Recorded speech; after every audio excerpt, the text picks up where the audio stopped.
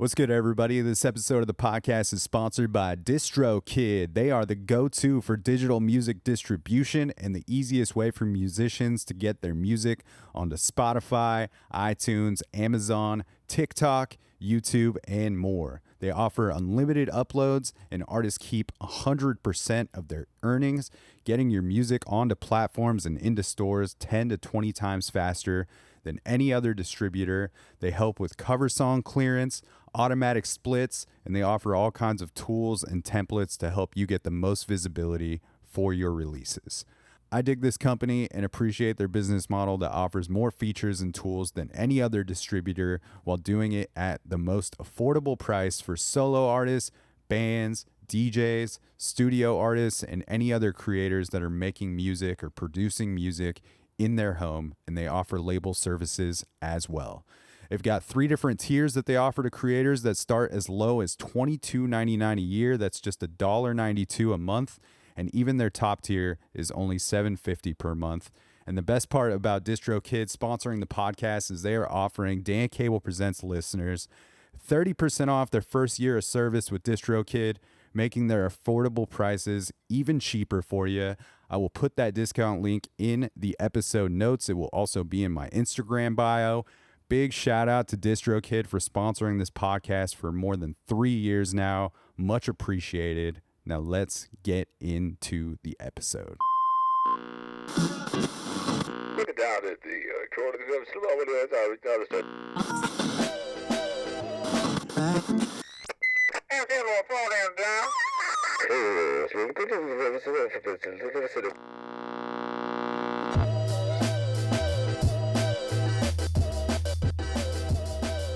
What is happening, everybody? Welcome back to another episode of the Dan Cable Presents podcast. Thank you for tuning into the program once again. If this is your first time listening, thanks for checking out the show. You can find fresh episodes coming at you on Tuesdays. And if you want to help support this thing in a free way, you can do so by clicking subscribe on iTunes, clicking write a review, giving the podcast 5 stars if you feel like it is deserving of so, and that will help propel this thing into the tops of those iTunes charts, giving it more visibility on the national and international levels, helping strangers find the podcast. Just a great way to contribute to the growth and sustainability of this thing. Appreciate the hell out of all the folks that have already taken the time to do so. If you're not listening on Apple, just hit like, follow, subscribe wherever you are listening from. If you're watching on YouTube, hit subscribe there. Hope everybody is doing well out there. Happy holidays to all that celebrate whatever you're celebrating. This week on the podcast, we've got Annie, aka Eli Goldberg, on the show. Eli is an incredible composer, multi-instrumentalist, just unreal musician, and his Annie project is this instrumental music, just amazing stuff, and just creates worlds with each record and live performance. There's a bunch of improv involved, especially in the live setting, and there's a ton of videos to check out on YouTube as well, aside from the records to check out. But I got to see my first Annie show just a couple weeks back. Annie opened for my friend Isabeau's album release show, and just amazing performance, and something that is incredibly transcendent, and I had just a great time learning about what goes into making this music, and just getting to know Eli, just a very sweet person, and just a musician that I have so much respect for, and just heavily inspired by the process, and getting to see it live, and just doing the deep dive on these records. So if you're new to Annie, I encourage you to go back and kind of cruise through the whole catalog, and you get a different vibe with each record. But overall, just like I said, beautiful instrumentalist, great composer, and happy that we had this opportunity to chat and get to know each other, and please go check out a live performance from Aunt Annie if you're in the Portland area, or maybe they'll be cruising through a city near you. We also talk about Clay Street, which is this ceramic studio that Eli has part in, and they're doing shows over there. And hoping to maybe collaborate with Eli on putting some shows together over there in the future. But hope you enjoyed this conversation. And with all that, we're going to get into this thing. This is episode 435 with Aunt Annie, and we are going to kick off the episode with one of my favorite tracks from the Wind record from Aunt Annie. This one is called Sweet Coast. Now let's do the damn thing.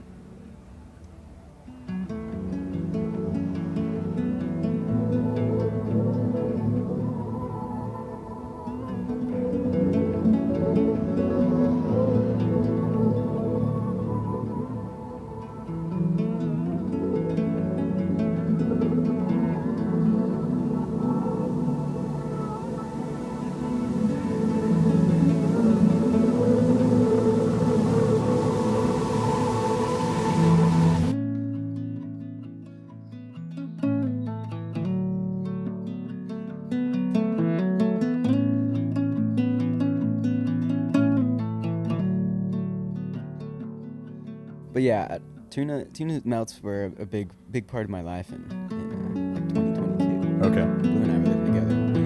We were trying all types of weird tunas. Went for a salmon melt. Not good. Oh man.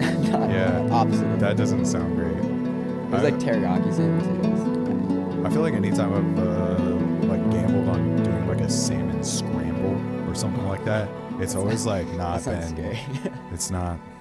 I don't know. Not it. It's not it. I don't want salmon like that. Salmon's good, just fillet. Cooked Yeah. really well. That's about it. Not a lot of other applications.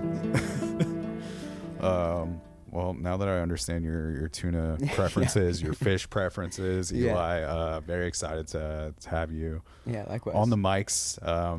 Really stoked I finally got to see you play live. I saw a little bit of your Tree Fort set, like a brief amount of it, because Isabel played right before you. But I just remember how excited she was that you guys were playing back to back on the same stage, because she's like, I've been listening to this Aunt Annie music every day. I love it so much, and just like heard her hype it up. And then it was just cool to get to see like a full set from you. Yeah, likewise. It was cool to see Isabel again, and also I've never been to Showdown, and that it just sounded so good out there. Yeah, and, it was really fun to see that show. Also, like just impressive to see you and Kate be able to, I don't know, command such attention without really asking for it from the crowd in kind of this place that, you know, is a cool venue but also feels like a dive bar. Yeah. And you're just playing this beautiful instrumental music that is like very chill and low key. Yeah. And everybody seemed to just kind of stand there and enjoy it and be quiet and respectful for it. I'm so appreciative that is like, we've almost had no shows where people are like really loud and talking. It's like sometimes in the first 5 minutes, but often because I don't like, I just am like, let's just start. And within like 5 minutes, people are usually pretty quiet. And it's honestly really, I appreciate it a lot. Like it's so hard to play this music with people talking, or just even with nobody talking. And, crowds have been really respectful to all of my shows, which is super nice. Yeah, do you kind of like to almost like sneak it in, like they almost like don't realize that you are starting in some ways? Yeah, sometimes it's more, I'm like, too many people are talking. I don't know if I don't know. I think my voice is going to get lost, so let's just start. Yeah. But then sometimes recently, this last tour, I was like, it's kind of cool to go from like us like tuning sounds and like kind of just making random sounds to just like into the set, and then all of a sudden it's happening. Yeah. Which is, we've done that the last couple shows. I like that approach. Yeah, it's kind of fun. Or it's just like so subtle that it's just like, oh, we're in it now. They're actually starting. Yeah. That was a great turnout though. I was a little nervous when I looked out into the crowd. I was like, wow, packed in here. Strong showing. Yeah. Yeah, I'm just I'm very grateful people showed up. I'm always like, Yeah. it's just always so hard to tell, you know. You never know. It's a scary gamble every time. Yeah, you can Yeah. only like do what you can do to try to spread the word about it. And Right. And then even then, sometimes it just doesn't go. yeah, For no I'm very reason. I'm very bad about like being able to relax until I see people in the room. Yeah. Same. Like if I'm associated with putting a show together in any Yeah. form, and then especially like the celebration for, you know, my friend's album, and I'm just like, oh god, I hope people show up. Like I knew that they would, but it's just one never- of those things. Yeah. It's kind of like baking bread. You're like, I know that this could come out fine, but like it's kind of magic every time. You never know. Yeah. Yeah. What do you mean? You said that, you know, the music is definitely like hard to play if people are talking, but Mhm. you also said that it's just like hard to play in general. Yeah. What do you it's- mean by that? It's like that last set we had one practice for, and I kind of was like, all right, so I think we're going to play these songs, but more so we're just going to play the themes of them and then see what happens. So we'll just improv in these keys. Okay. And, Kate and I played together long enough, and Blue also plays saxophone with us, but the three of us have played together long enough that we kind of know how each other plays. And Yeah. but it takes a lot of listening to each other, and because every song and every set is different every time at a pretty large level. We improv most of the sets. Okay. And like there's points that's like, okay, let's do this little melody from this song here, or let's do this full song here. But it's oftentimes super rogue, which is exciting. I think it's become a really fun way to play shows because we get to be kind of part of the audience in that regard. Yeah, I would imagine that that's like very exciting to not really know exactly what's going to happen within your own set. Yeah, it can be a little scary sometimes, but not, honestly, mostly just exciting. Yeah. And I'm like, I feel, I like mistakes and like mess ups in like sets are not, I don't really mind at all. I think it's part of it, and I'm also like, that's what happens when when you improv everything. Yeah. And that's just gonna happen, and it's, so I feel like we all try to have like a really just light, really fun kind of, let's just see what happens. Doesn't matter if it sounds bad, it's gonna do something, and Yeah. it'll probably sound good, but Undoubtedly, there's going to be some mistakes when you're exploring in that sort of way. Definitely. Yeah.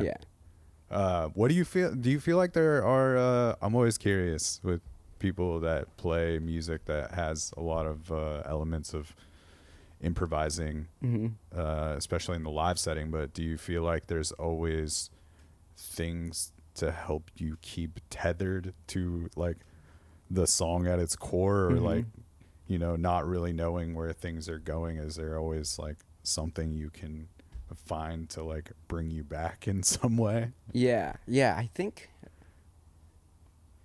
Yeah, sometimes I directly am like, okay, if I do this little key thing, we'll kind of end it here, and that's like a sign of like the song's ending, Okay. and kind of rope back in. Yeah. But a lot of it in practice is just like, kind of like, with the ambient stuff, it's like, okay, when we get into the ambient stuff, you know, just really listen and feel it out. And if sometimes, even on my end, especially with modular synth stuff, where it's really unpredictable, like if it starts getting big, don't just lean any direction it goes. If all of a sudden all the reverb and effects drop out and it's super dry, then just like stop playing, and it's okay. We'll just go really with how the music is going. Yeah. And really paying. A lot of it is like not doing too much either, and Okay. just really long legato notes and more minimalistic, finding spaces not to play. I think is also helpful in that. But yeah, I don't know. It's funny to think about. We've just been kind of doing this over the last year, and it's become very natural in the way that we play sets. Because there's like so much improvisation in the live set. What is the like making music for the records look like then? Like, is there still a lot of improvised moments when you're tracking?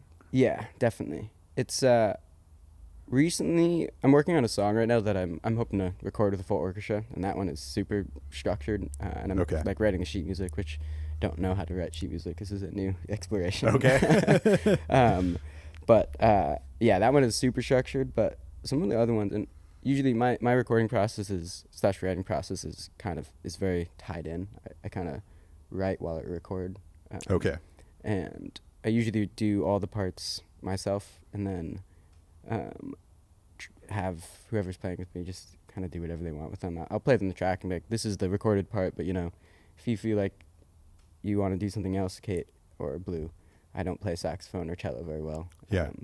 You guys those are your instruments. So, but yeah, the recording is a little improvised, but it doesn't sound like it because I usually like find an idea and then I'll like lock that in like this. Yeah. Okay, I did just kind of randomly pull this up, but this is what it is and we'll go with this.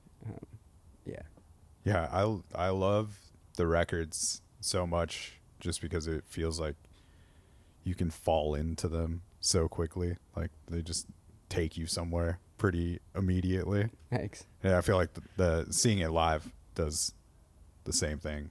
That's cool to hear. And it's part of the improv thing is that I feel like I get into this like tunnel vision where I'm like so focused on playing and hearing everybody else that it's hard to hear as like a whole thing. So it's cool to hear. Yeah, and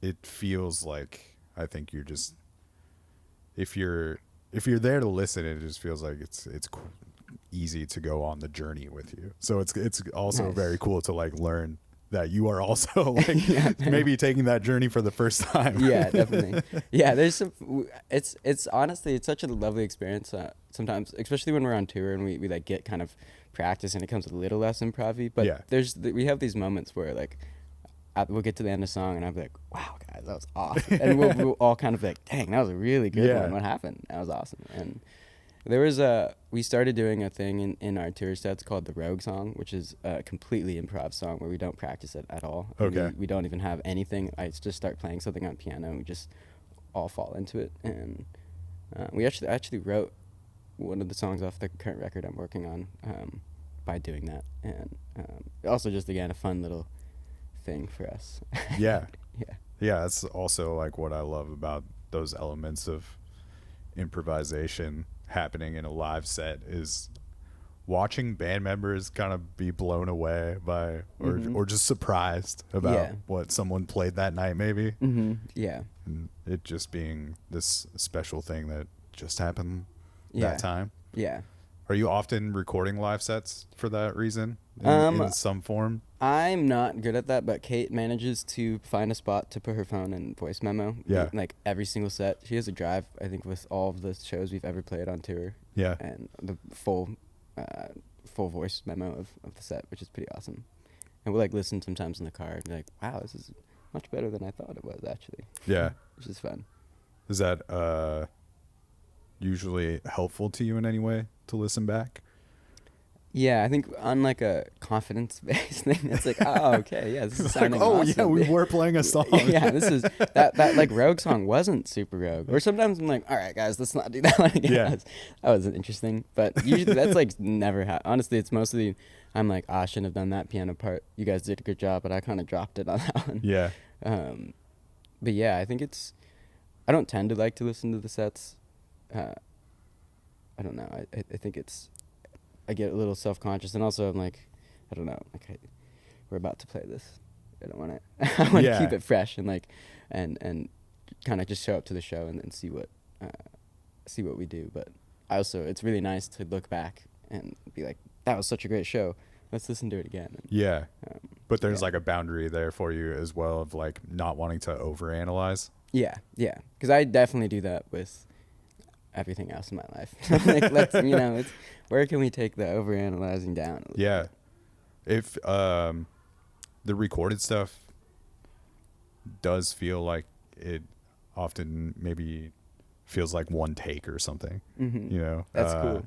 Is it easy for you to know when a song is done, or like, are you pretty good about not hammering away at something too much so that it does have that feel? Yeah, I think it depends. I think it's funny that you say that it sounds like the first take or one take, because like sometimes for piano parts, it'll take me about 5 hours just to hit the first 3 notes, because I like really want to get the tone perfectly. And really want to get the perfect parts, and so sometimes it'll be an extremely long time just to get the piano part. But I usually have like a that's the take kind of finishing, and like that's the one. Now we can move on.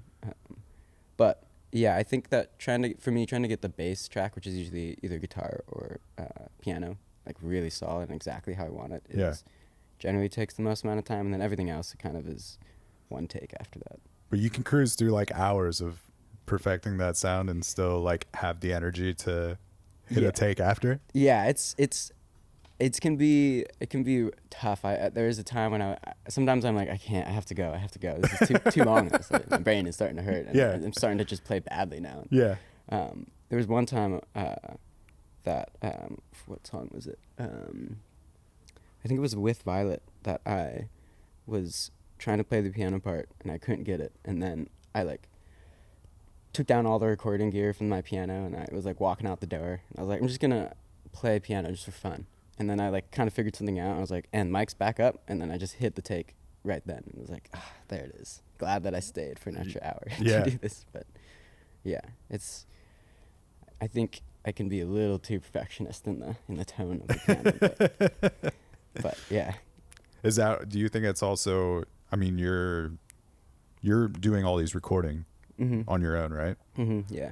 Do you think that's also like a part of that where you have so much control, you can be like the ultimate perfectionist? You're not just recording it and leaving it with somebody. It's like you're the person who the music's being left with. Yeah, definitely. I thought about them, like, I don't know if I could like have somebody, another mixing engineer do this, or like an engineer, because there's so much that's like recording becomes part of the writing of the song that it's really hard to imagine separating them. Yeah. Unless I like really structure out a song, which is just not how I write music really. Yeah. And yeah, there's like a lot of songs like I don't know how to play this the same that I recorded it. So it's going to be very different actually. Yeah. But yeah, it's like almost mandatory in some way that you have some sort of like mixing and engineering skills to like make the music you're making, it seems like. Yeah, definitely. And I love it too. I like it's fun to have like the creative aspect, and then I get excited. I'm like, okay, cool. Now we get to do all the tech, fun gear stuff and really dive in. And then there's also, of course, like a lot of my piano tracks are actually comped tracks. And, I'm like pretty proud of how well you can't hear the comp. Even I'm like, wow, I forgot that I comped this. But dude, I would have no idea that you're not playing most of it. I mean, I imagine that there's like some of that happening, but it feels so fluid to me.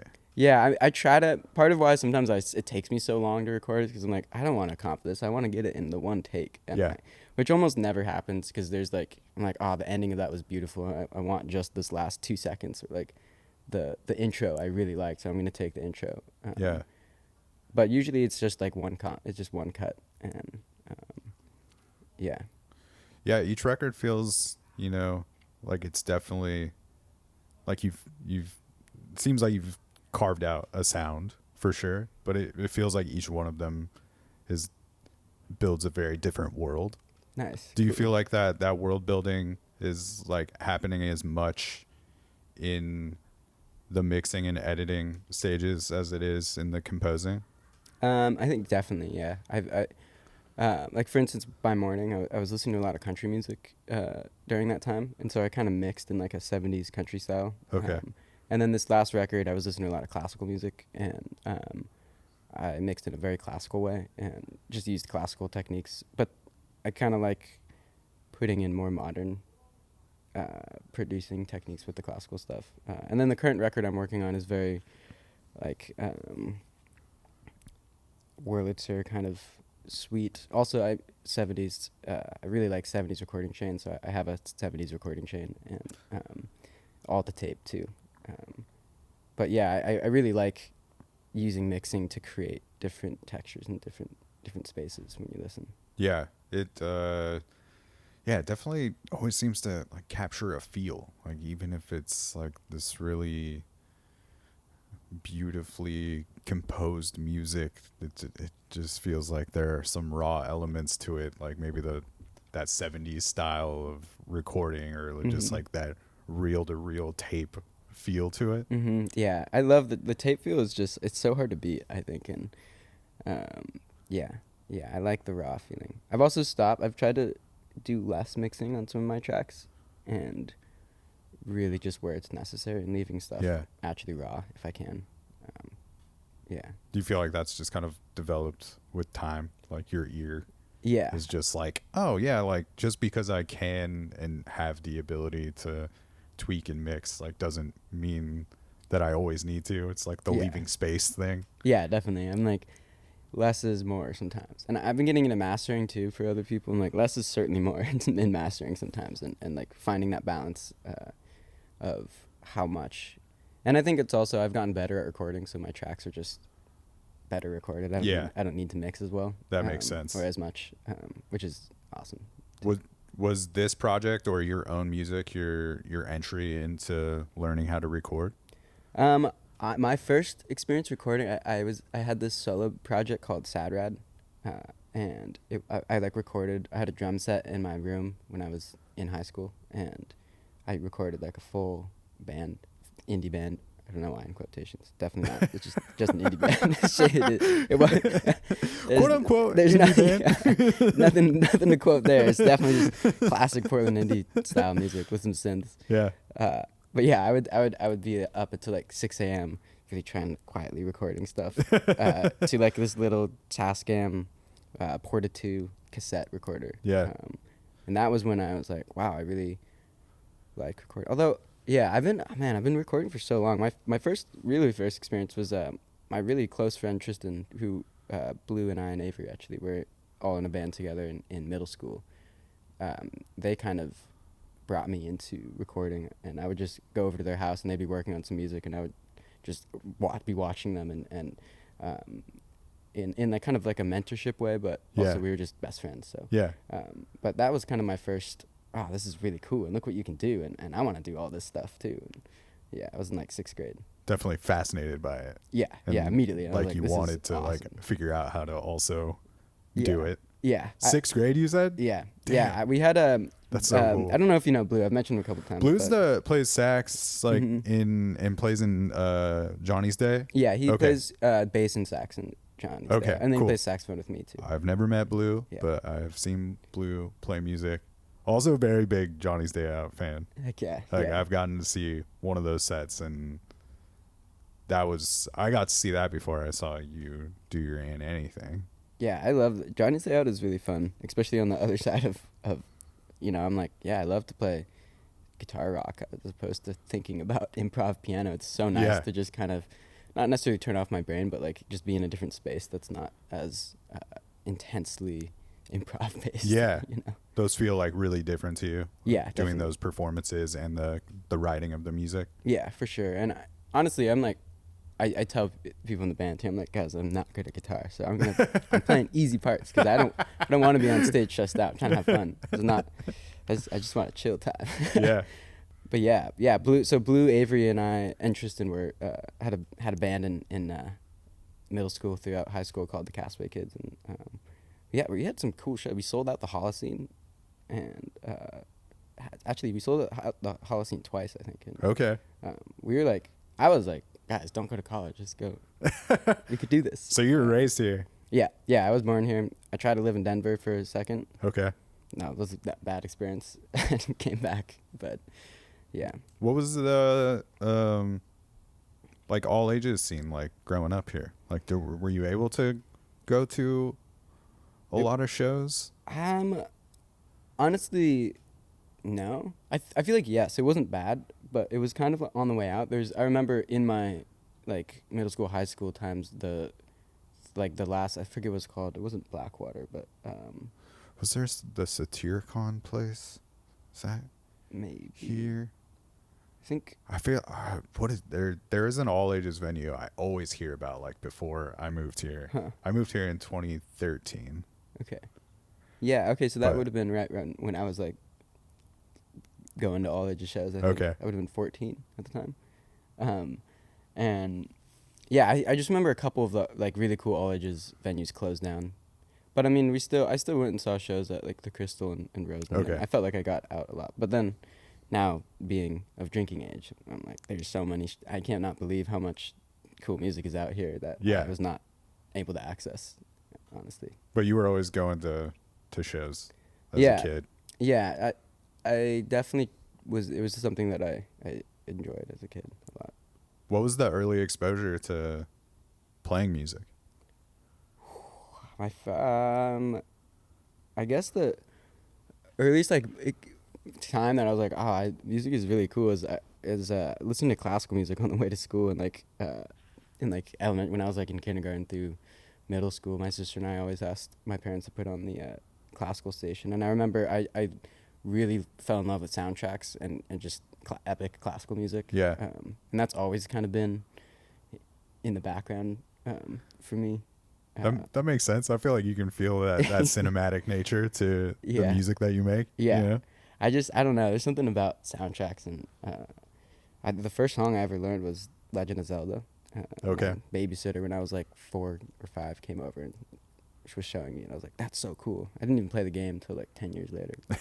I was like, the soundtrack is so sick, and I like this. Was there a piano in the house?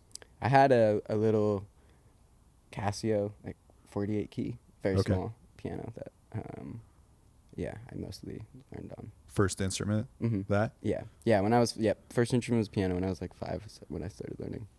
Do you feel like that's your number one still? The thing that you use the most and that you're most comfortable on? Yeah, for sure. It's in the last couple years,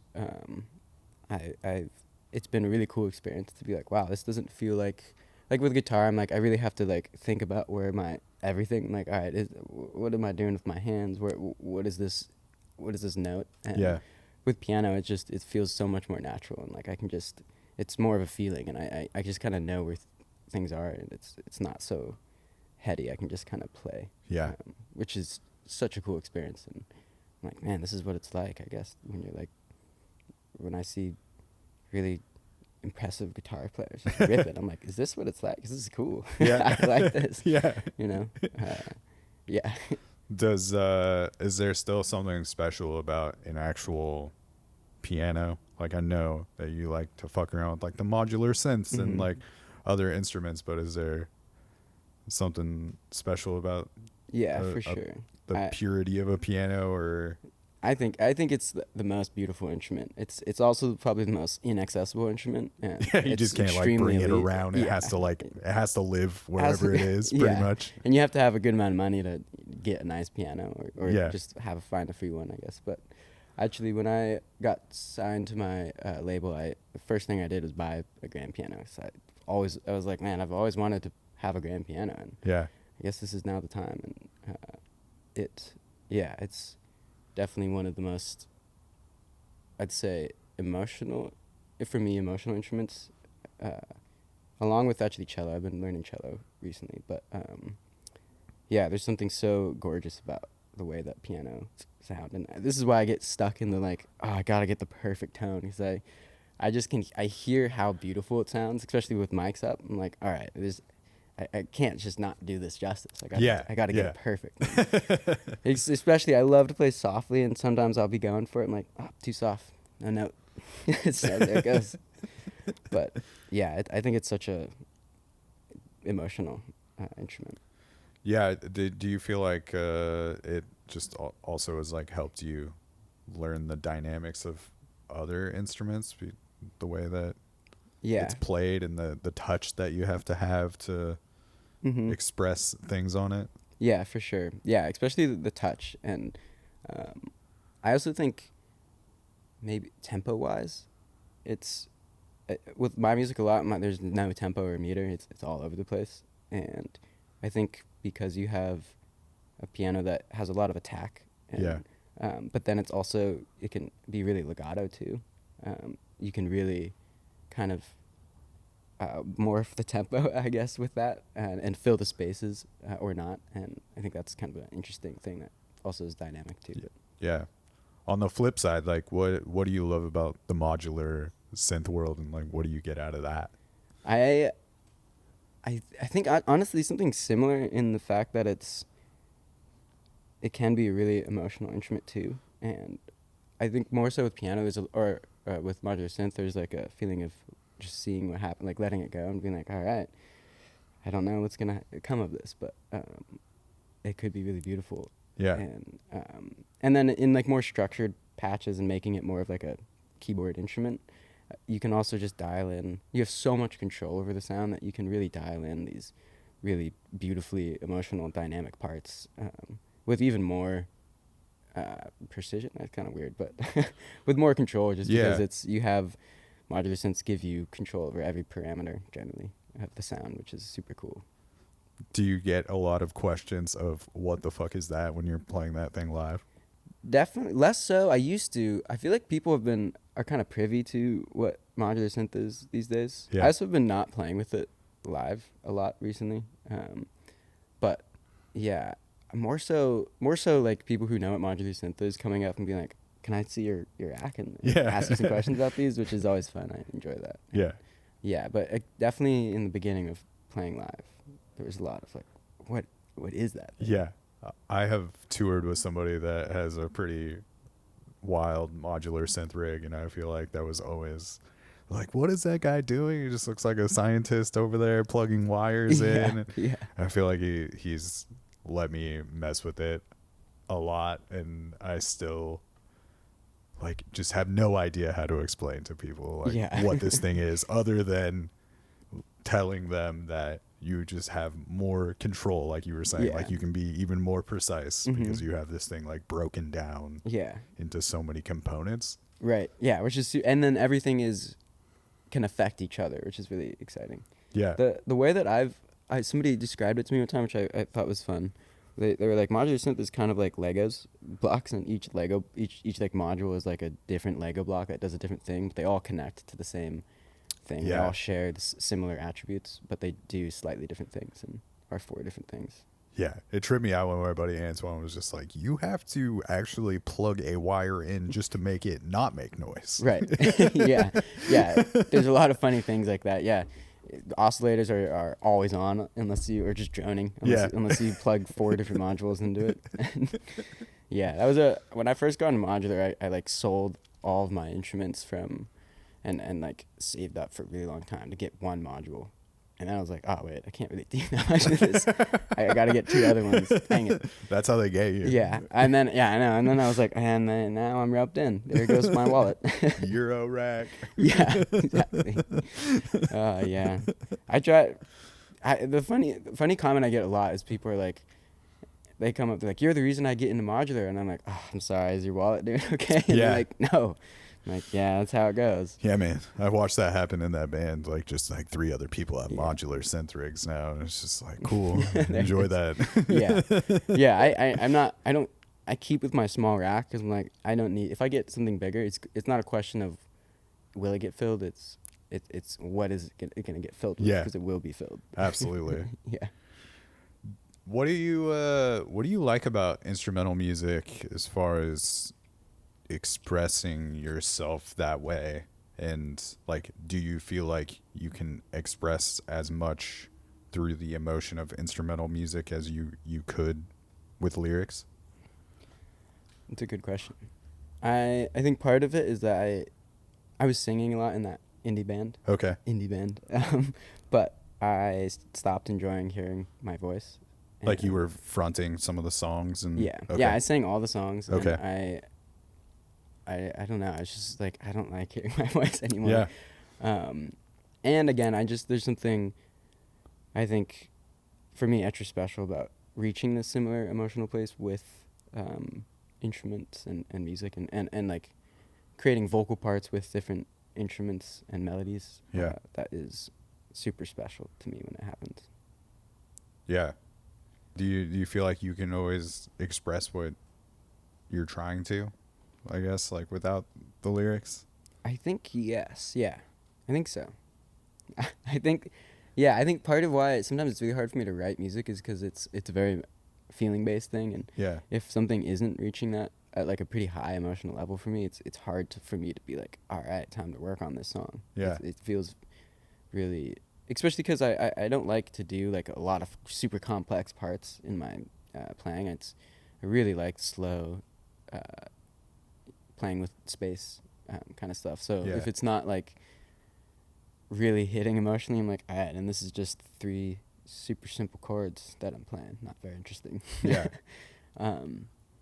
But I also have found that I found a way to like just really enjoy simple stuff. Have you always appreciated like in listening to instrumental music? Is there always that appreciation for just your letting your mind wander and kind of like not having some narrative to tell you how to feel Yeah, for while sure. listening to it?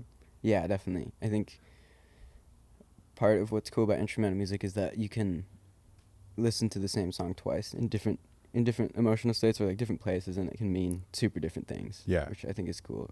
I think you could probably say that of lyrical music too, but I kind of like that your brain sometimes fills the space, maybe with your own lyrics or just kind of your own emotions at the time over the instrumental stuff. Yeah. I think it's super cool. Yeah, for sure. Yeah, I do think it's it's just nice to have something where there's not someone telling you like this is the sad part. It's like you can just like feel that through the music, or like this is the awakening part. You know? It's like no, you're just like relying upon this instrumentation to like guide you wherever it's going to go. Yeah. Which I think is also why it's like so easy to like fall into your records. It's like with the world's created, or just even with the wind record, like the most recent one, where it's just like you just hearing the car door open and the like the beeping of the car because the door is probably open or whatever that alarm is going off of, and it's just like, oh, what is this? Like where am I going? Yeah. That was such a fun track to make. That was like all the rest of the record is almost all live instruments, and then that one song is like fully in the box. A lot of like samples that I found. There is some string stuff at the end, but yeah, that was a fun one. I don't typically work like in the box, super heavy production. Yeah. But it was fun to do that one. And doing a bunch of field recordings too for things. Yeah, a couple field recordings, maybe a couple splice downloads, you know. Okay. But yeah, I especially where I live now is in a very busy area, so it's really easy to get like bustling city sounds. I just go outside of my apartment, stick my phone outside. Yeah. I'm like, perfect. Here we go. Do you like that? I do, yeah. And I typically, if I'm like out and I like, sometimes I just randomly like, all right, let's get some field recordings on my phone. Just probably gonna need them. Yeah. Eventually. Yeah. Do you when you're making a record, is everything pretty mapped out in your head prior, or does it feel like it's all kind of happening in real time, like you're figuring out the sequencing as you're making it, or does it feel like kind of a complete picture in your head of like what needs to be there? Yeah, definitely not. Definitely super kind of comes together as I make the record.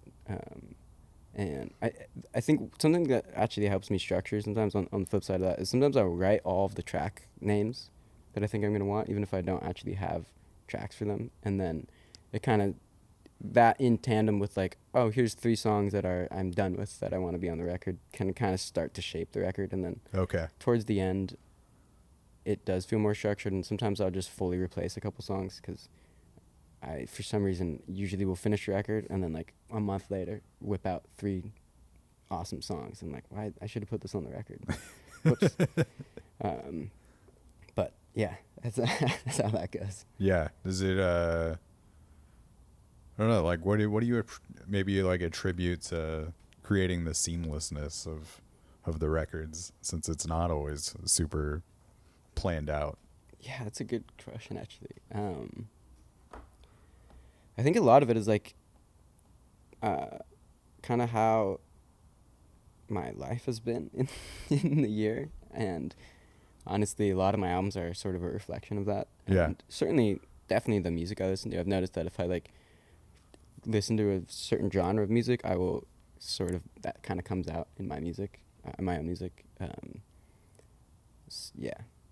Do you like that happens? Yeah, definitely. It's kind of, at first it was kind of funny, but now I'm like, it's cool. If I want to like shift my genre of music, I'll just listen to a certain genre a lot. And yeah. then And then that will come out a little bit.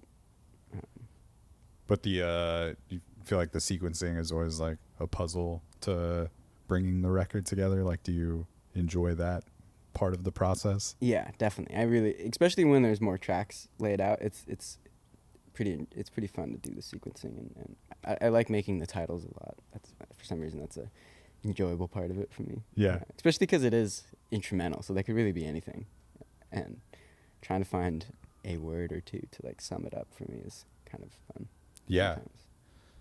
Does setting a title sometimes help you shape a sound? Definitely. As It's kind well? of like I guess in that sense it is, I do kind of like setting the title is like the base structure of the whole record, and actually informs a lot of how I make the rest of the record. Yeah. I feel like since you're like recording your own stuff, even in the live sets, there's obviously a lot of experimentation going on. Yeah. Is there, do you feel like you have to rein in that experimentation sometimes? Like, is it ever take you too far away from the thing, like too far away from the focus, or do you feel like experimentation is always this good thing? I think it's always been good. It's almost, I don't think there's, I'm trying to think of times when I'm like, whoa, it's too much. Yeah. I don't think, I think it's always been good. I think sometimes in small ways, like the delays become too much. I'm like, Yeah. all right, well, we got to pull that back. But For like, sure. again, like we kind of play into that, and it becomes a good thing because it's Yeah. part of the set. But yeah, I think it's always a positive thing. Are you ever setting any sort of creative parameters for yourself, or is like, Definitely not. Yeah, I kind of like to just, I think that's part of it is like, let's explore and mess up is awesome to do. I love that.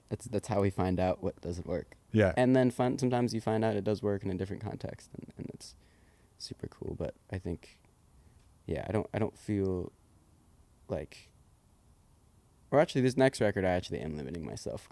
Not in, I guess I'm more so just like, all right, I don't want to, the Wind, each track has like 90 to 150 tracks on it, because the string parts are me sitting in my apartment recording a full amount of orchestra strings, just the same part over and over again. That's crazy. And so this time I was like, I'm going to do less. Yeah. I'm trying to go simple, kind of just track to tape, 4 tracks. Yeah. Yeah. And I would imagine like it forces different creativity in trying to like write these orchestral arrangements for people to play. Yeah. It's difficult, definitely, especially when I'm like, well, I don't even know what I played. I just started doing something that was nice, and then here's the full orchestra track. Yeah. I don't know if we're gonna figure this out.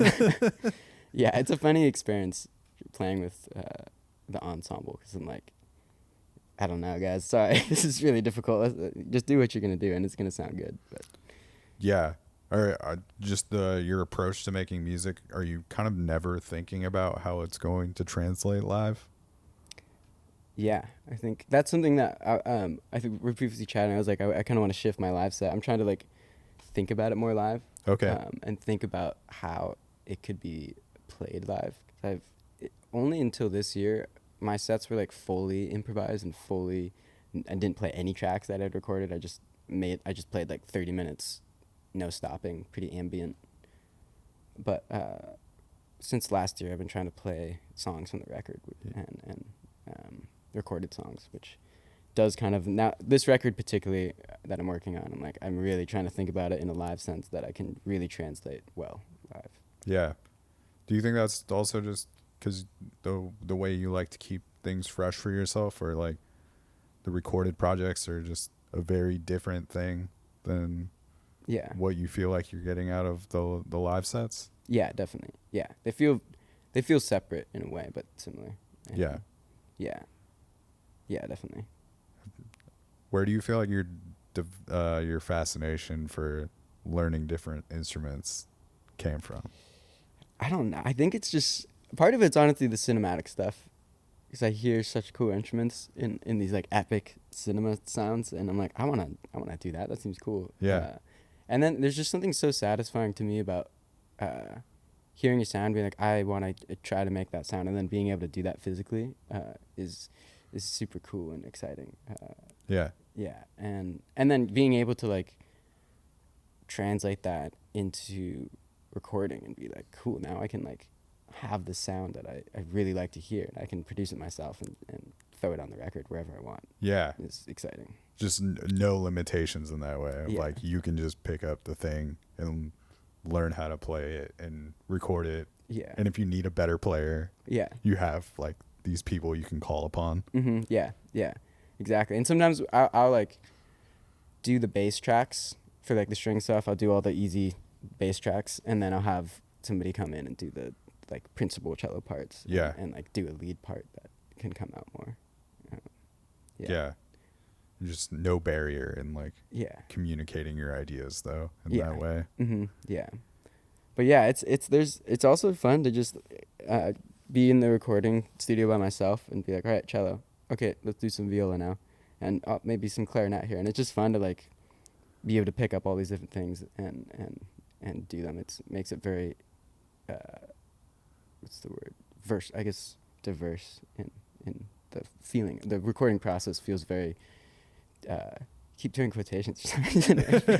Feels very different every single time and exciting in that way. Yeah. Do you also just feel like learning a new instrument always lends itself to the other instruments that you already know Yeah. how to play, or like it can help you communicate your ideas to the better players when you have actually like picked up the instrument? For sure. That was kind of partly why I started learning string stuff, is because I was coming to string players and they're like, yeah, so this note not on our instrument. Yeah, don't know Like, what you thought was going to happen here. Yeah. That's not possible. Or they're like, that is wild jump. We can't. That just seems difficult. I'm like, Yeah. I don't know. I don't play string. It's just on a MIDI keyboard. But, now that I'm like, okay, so I see what parts are possible on cello and what can like sound good. And I think on like a positive side too, I'm like, yeah, there's things that you just can't do on a keyboard that you can do on these instruments that, and I do like, I like just having that kind of ability to talk to people about their instrument in a way that's like not super removed, you know? Yeah. It's like you can have the right vocabulary to communicate the things if you've like put some time into learning it. And it's also just, it makes me have so much respect for, and like, I feel like I see people, not that anyone is doing a bad job, but I'm like, wow, this is, man, your trumpet playing is amazing. And now that I've tried to play a little bit of trumpet, it's even more incredible. And knowing the process that goes into learning this, I'm like, it puts in perspective, like, I've spent years playing piano, and that's what years of playing, trumpet or French horn gets you, and it's super cool. It makes me really excited to play with other people, because I'm like, yeah, you're the master of that. I want to hear you shine, and it's so exciting to be part of that. It seems like your love, obviously, for like the classical and like orchestral stuff came at a really young age. Mm-hmm. Do you feel like this Aunt Annie project was kind of like always in you, and it was just like figuring out how to put music out in this way? Like, does this feel like the music you've always wanted to produce or compose in some way? Yeah, definitely. I've actually, I feel really lucky that I've had that experience of like recording or listening back to my tracks and like, wow, this is, I can't believe that I just made this. This is so exciting, and this is exactly what I like wanted to do. Yeah. I want the exact type of music that I've wanted to make, and then even sometimes I'm like, wow, I didn't think that I would do this, but it's really cool and above what I was like thinking for myself. Where do you feel like you like see the most growth in yourself as a musician or a composer? I think arrangement and then recording, I think. But yeah, a lot of arrangement and I just, again, I'm like, even think about it now, I'm like, wow, I like could like put together a string arrangement, and that's pretty wild to me, because if I thought about that when I was growing up, I would be like, there's no way, that's too complex. Yeah. Or just like too out there, and it still feels like a very ambitious thing, but it's fun. Yeah. Are the string instruments the ones that are most frustrating for you, like when you are trying to learn something, or is there an instrument that you have picked up and you're just like, nah, fuck, like I'm not. The It's string not instruments have happening. been actually the easiest ones. There's Okay. something about it that's similar to piano, but in like a extension type of way. Like cello has the same kind of emotional quality, but I feel like it's different and even more in a certain way, because you can draw out these notes for so long that you cannot do on piano, and you can play even softer in certain type of ways that those have actually felt a little bit more intuitive. But I've tried to learn trumpet. I've been trying to learn trumpet this year, and flute, and those are, I'm like, oh, what the hell is my mouth doesn't feel right, and then it's just the muscles are so different than I'm used to. Yeah. Clarinet was a super great instrument to learn. I picked that up pretty easily, but flute and trumpet have been a struggle for sure.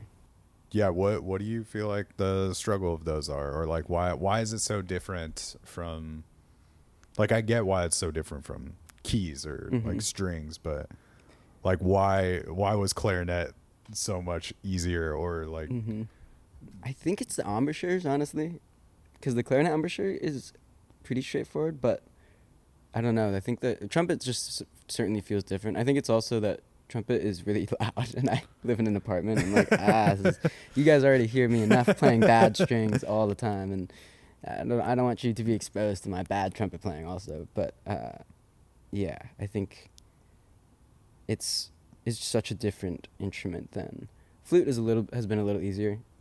it's a little closer to the clarinet. Yeah, a little closer to the clarinet. It's kind of, I know that people say it has the same fingering. I don't really know what that means, because maybe I'm wrong, but I think they're different notes. I'm like, people are always like, yeah, you can translate it. I'm like, I've not had that experience yet, but everybody says it, so I think I'm wrong about that. But trumpet, just having like you changing your airspeed to get the different harmonics and pitches is like such a different world than I'm used to, and it's so non-linear in the fact that like the buttons just aren't, as far as I have been feeling, they're not very linear, and it feels more like a pattern to learn. Yeah. Yeah. So do you have like all these different instruments now that you can like start the bones of a song, or is it still primarily the keys where things are beginning for you? That's primarily keys, I think, from more of a comfort standpoint, but I kind of want to try starting with something else. But yeah, usually they're just additional stuff.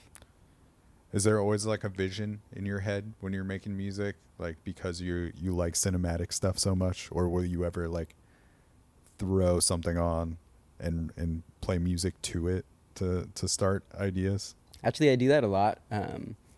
Sometimes I'll like listen to a certain like artist that I like really am into, or like a certain type of music that I'm trying to replicate. And for classical music, honestly, just like as an enjoyment thing, because it's so fun to like play the cello part to some symphony that I really like.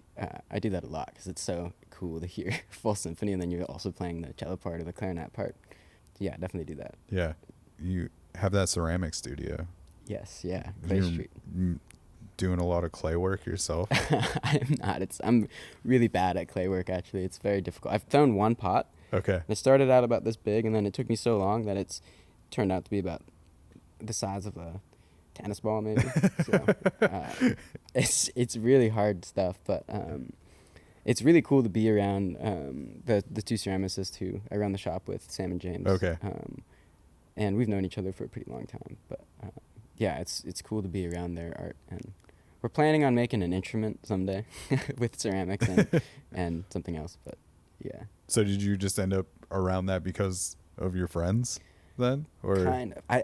I ended up there because I was like, I want to get a piano, and I'm curious if I could like leave it in the corner of your guys' studio, because they were looking for a new spot, and then they found that spot, and I was like, we could just have a shop here, and I have my piano in the corner. And then it kind of just slowly came together. I was originally just gonna rent like a 10 by 10 foot space, and I was like, we could do shows here and have more events, and then it kind of became more of a multimedia space. Yeah.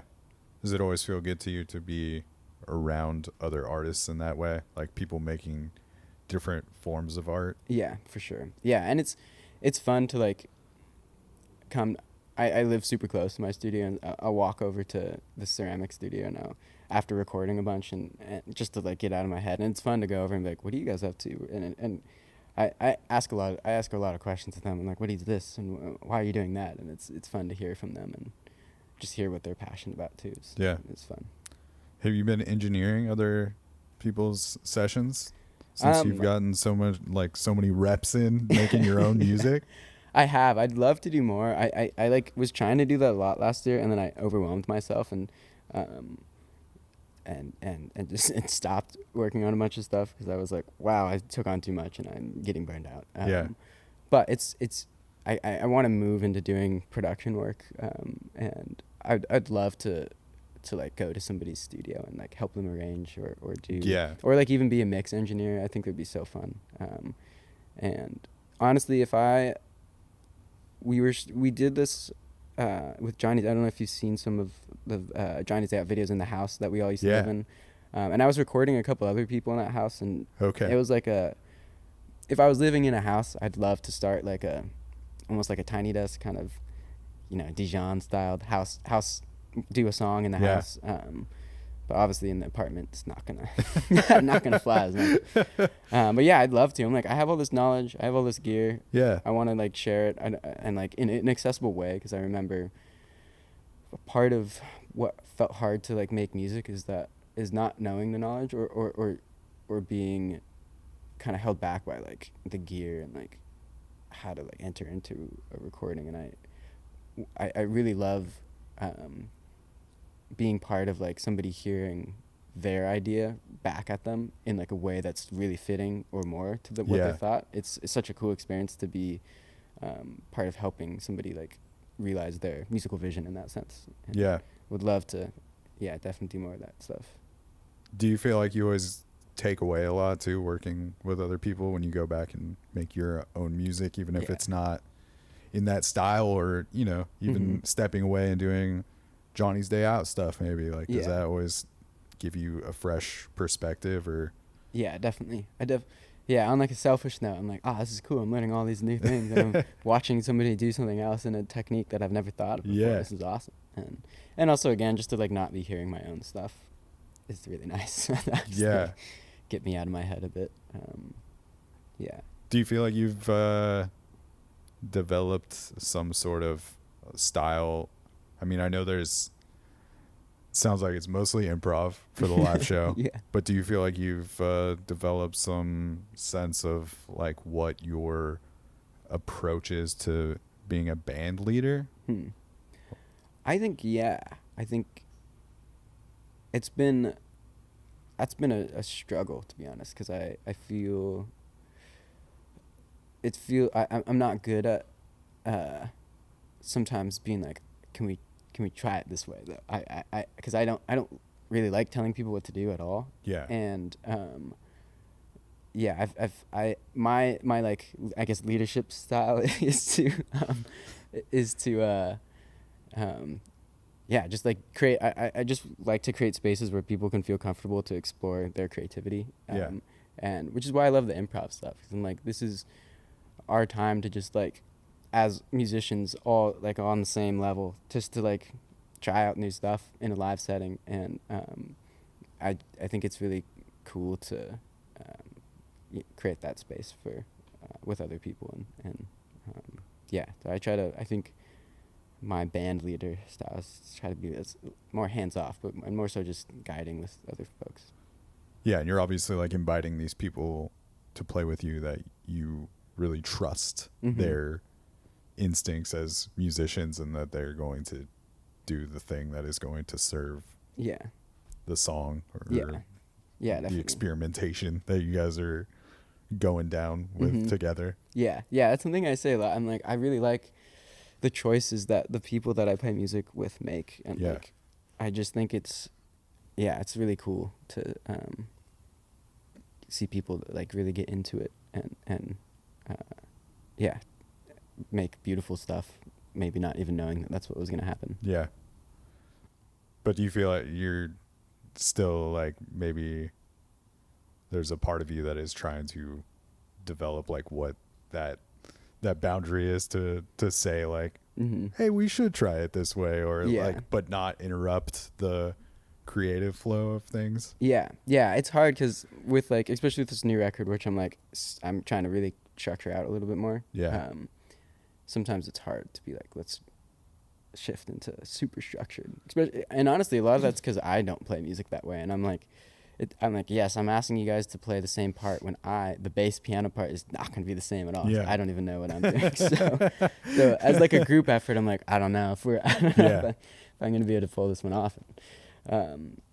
But that being said, there's the big orchestra song that I'm working on is it's been really cool to hear Blue and Kate and a couple other folks play the parts that I've written, but really well, and then also all together in a consistent format. It's like, it's such a cool experience to hear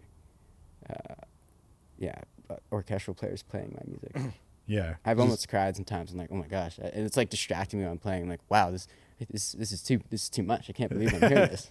And it's like really happening. Like the stuff that you thought you could never do is like really happening. And it's like, it takes me out. I'm so lucky to play with such good musicians. I'm like, wow, you guys are distracting me. Don't be so good. I've like had sound checks, and I'm like listening to like David, who played bass with me a while ago, and Kate, and they're like, can we hear your piano now? And I'm like, oh, sorry, I was really in the world. Just getting swept up in it. I forgot that we were doing other stuff. Yeah, it's just beautiful music, man. Like, thank you. I think it has that effect on the people listening to it, as well. So it's rad to know that it's happening to you as well. And hopefully the other people that are playing on stage with you too are kind of getting lost in the experience as well. I hope so too. I hope so too. Definitely. Yeah, I would imagine. I think it happens. I would imagine that's why people are enjoying playing the music with you. Yeah, I think so. I've also had direct feedback about that too, which is awesome. Yeah. Does it also always feel like a different experience because the configurations are different in the live setting sometimes, where maybe it's just you and Kate versus having like two other people, like a 4-piece arrangement of it? Does that feel pretty different for you as well? Yeah, for sure. And it kind of changes the whole course of the set. Like Blue and I have done a set together, which was, I think I just had clarinet and modular synth, and we did like he was playing saxophone. It was I'd love to do a set like that again, because we were doing all this cool like clarinet, saxophone, super jazzy back and forth with the modular synth. And then we've played with like Name Apollo, who's an amazing guitarist, and that has shifted. That shifts a lot too, which is super cool, and it's part of what's really exciting about playing with lots of different people and different setups is that it's another thing that influences and changes the set around at a pretty high level. Yeah. You feel like this is all like very representative of your personality, as far as it being so varied and like always trying these new things and not just kind of sitting in one lane? Yeah, definitely. Sometimes recently I'm like, I think I'm pushing too hard. I'm like trying to get something. I'm like, all right, I'm ready for the next whatever ambitious thing to move my live set into. And I'm like, I don't know why though. It's like awesome what we're doing, and like I don't even know what that means. This like last tour, I was like, man, I don't know what our set needs, but like I just, and it's not any of us. I just feel like I want to like shift a big thing about how we're playing the set, and I don't really know. But it was probably really frustrating to be Blue and Kate, because I was like, I don't know, guys. Also, not your fault, not my fault. I don't know. I don't know what's going on. But that being said, it definitely is like a reflection of my personality for sure. Do you have any idea what that desire for change and progression is within you? I think a lot of it is like pretty like harsh is maybe too harsh a word, but like a intense kind of like I always want to do better and like always want to be striving for the next ambitious thing. But again, sometimes it's like blurring like better. What does better mean? Is there a better in this circumstance or just different? And I think also my scattered brain is like just like, all right, I want to try something else. Let's see what's over here. Let's see what's over here. And yeah, I don't like to do the same thing ever too much. So do you recognize it at all as discipline to learn these instruments? Because like, I don't know, you can like say it's maybe this scattered brain at times to be like, what's over here? And like, I want to go pick that up. And but I got to imagine, I mean, to learn anything takes some level of discipline, whether you're going to like learn it at a rudimentary level or if you're going to like learn piano the way that you know how to like get around on that. Like, do you have any idea like how you've developed that sense of discipline to like push through maybe the frustrating moments of learning an instrument? It's a good question because honestly I'm like, where is this dedication coming from? But I think it's the gratification of like a lot of how I learn to play instruments is I'll kind of get the basics down and I'm like, time to record, let's see, and then I'll drill the really simple part over and over again until it gets good, and then you do that a bunch of times on 20 tracks and eventually it starts to become a little bit more fluid, and that like feeling of like, yes, I got it on the track now is so satisfying that I think that pushes me forward. And I think that on a separate thing, I love making sounds and music, and I can go for such a long time doing that. I don't know where that came from, but yeah. Do you feel like you want part of the live attraction or like draw for people to come see your shows is that it will always be different and no one's ever going to see the same Annie set? Yeah, for sure. Especially with like the players, I think it's super cool. It's like you could see me solo and then you could see a different show that has 9 people and it's going to be a completely different experience. And I think that's definitely something that I want to continue and push. Yeah. Right on, dude. You're making beautiful music. It's I think it's exciting to me to know how much improv is happening in the live sets. Like it makes me want to not miss the next Annie set or just know that like if you have 3 shows this coming week, which you don't, but if you did, if you did, that I would probably see something like pretty different in each of them. Like not just because of maybe the makeup of the band, whether that's you solo or you as a 9-piece, that there's not really anything going to keep you tethered to a song in some way. Yeah, totally. Yeah. I think even recently I've been starting sets with random notes to try to fall in to see what happens, and I'm glad that you say that. It's cool to hear. Yeah, it's very, very cool to learn more about it, and I appreciate you jumping on the mics with me. And yeah, definitely. It's cool to just like get to chat with you and get to know you more. Like before 2 weeks ago, I was a stranger likewise to you and just kind of like knew your music, and so thanks for having me on. It's really nice to chat. Absolutely. I'll put all the links in the episode notes so people can keep up with you. And heck yeah.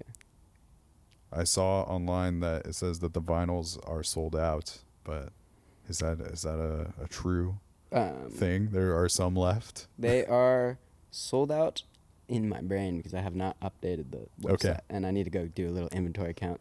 Right, but I do have more records, and I'm going to update my merch this week. I'm excited to add this the Wind into my vinyl collection here. Yeah, I'll definitely I've been listening to it a lot, so it'll be nice to put it on the turntable, as well as your whole catalog of records is so cool. And like I was saying earlier, I feel like they all offer like a pretty different experience, but that's awesome. Somehow like have this thread of like your style and like what you're bringing in. So I appreciate that. Yeah.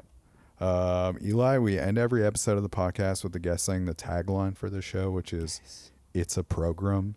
It means absolutely nothing. It's just the way that my grandfather says the word program. He always says program. Nice. So yeah, it means nothing, and you can say it however you would like. It's the one time I'll ask you to Yeah. look here into this camera. If we can get the Annie, it's a program. For sure. It's a program. Nailed it. Nailed it. That's Eli, everybody. Links will be in the episode notes. I want to play the episode out with one of my favorite tracks off of that Wind record, the most recent Annie album, this Cottonwood track. Do you remember anything about this one coming together? That's like the only solo piano song I've released so far. That one I played the piano part and then I kept trying to add stuff, and my manager at my label at the time was like, "Why are you trying to add stuff? I think it's beautiful." And I was like, "You're right, and this is less work for me, so perfect." One of those times where less is more, for yeah, sure. Exactly. Definitely. Yeah. Is it nice now in retrospect having a song that's like recorded that is just you on the piano? Yeah, I'm planning on doing a piano album or EP that's just gonna be new songs and some old songs, but just piano stuff. Yeah. You feel like that was having this one out kind of like helped you want to do more? Yeah. Like that? Yeah, definitely. Yeah, for sure. Hell yeah. Well, this is Cottonwood, everybody, from the Annie record, The Wind, and that's the Jelly Jams, and we will catch you on the flip side, Portland, or wherever you are listening from. Cool. We did it. Heck yeah. Thank you.